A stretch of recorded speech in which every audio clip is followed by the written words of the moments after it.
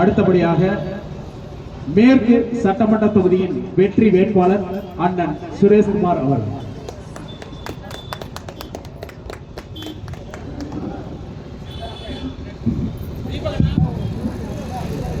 என்னை போன்றே மாற்றத்தை விரும்பி இங்கு கூடியிருக்கும் என் தமிழ் தாய் உறவுகளுக்கு வணக்கம்.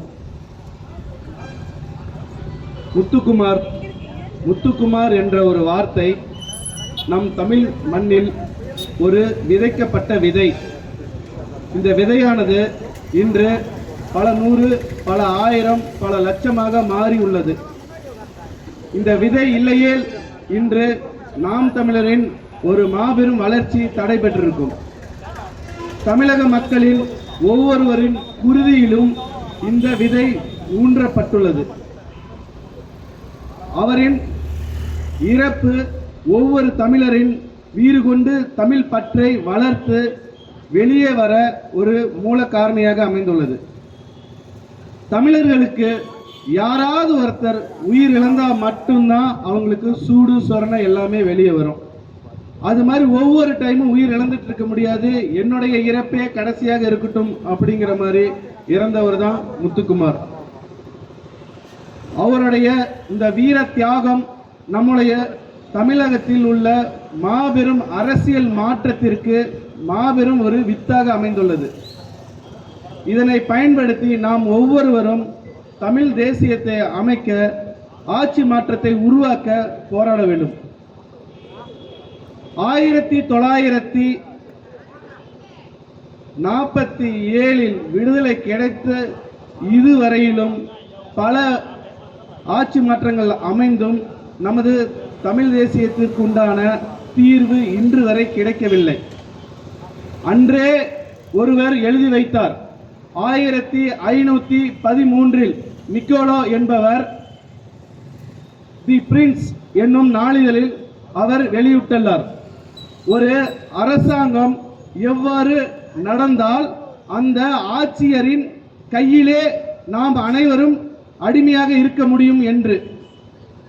அந்த பிரின்ஸ் அந்த புத்தகத்தில் நாம் ஒவ்வொருவரும் அந்த அரசுக்கு கீழ் போதை வஸ்துக்கள் பயன்படுத்துவதாகவும், அதே போன்று அவர்கள் திரை கவர்ச்சியிலும் மக்களுக்கு தேவையான படிப்பை கொடுக்காமல் அவர்கள் அந்த அரசாங்கம் நடத்துவதற்கு என்ன தேவையான கல்வியோ அவற்றை கொடுத்து மக்களை ஒரு முட்டாளாகவே வைத்திருந்தால் அந்த ஆட்சியானது கடைசி வரையிலும் அந்த ராஜாக்கள் கையிலேயே இருக்கும் என்பதை குறித்து தான் அந்த நிக்கோலா எழுதியிருந்தார். இப்பொழுது நடக்கும் 2026 நடந்து கொண்டிருக்கும் ஆட்சி முதற்கொண்டு இதுவரையிலும் மக்களை அந்த 1513 நிக்கோலா என்ன எழுதி வைத்தாரோ அது போன்றுதான் இன்றும் நமது ஆட்சியாளர்கள் நம்மை அடிமையாகவும் போதை வஸ்துக்களுக்கு அடிமைப்படுத்தியும் முட்டாளாகவும் சரியான கல்வியை கொடுக்காமலும் நமக்கு தேவையை கொடுக்காமல் தேவையற்ற விஷயங்களை நமக்கு இலவசமாக அளித்தும் நம்மை இன்றும் ஒரு அடிமையாகவே வைத்திருக்கின்றனர்.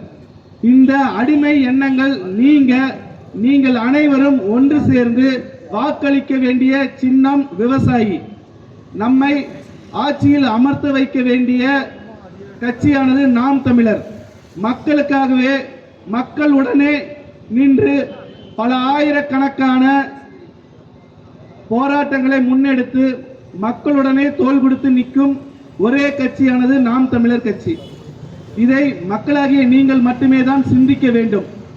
உங்கள் அனைவரின் தமிழ் உணர்வுகளையும் தட்டி எழுப்பி அனைவரும் கண்டிப்பாக இந்த வரும் 26 வரும் தேர்தலில் அனைவரும் நாம் தமிழர் கட்சிக்கு வாக்களித்து பெருவாரியாக வெற்றி பெற வைக்க வேண்டும் என்று கூறி விடைபெறுகிறேன். நன்றி, வணக்கம்.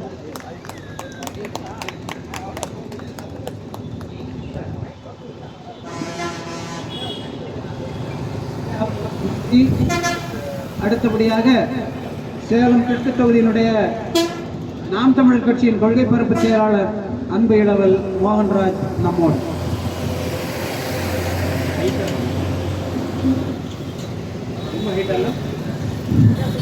தெரியாது.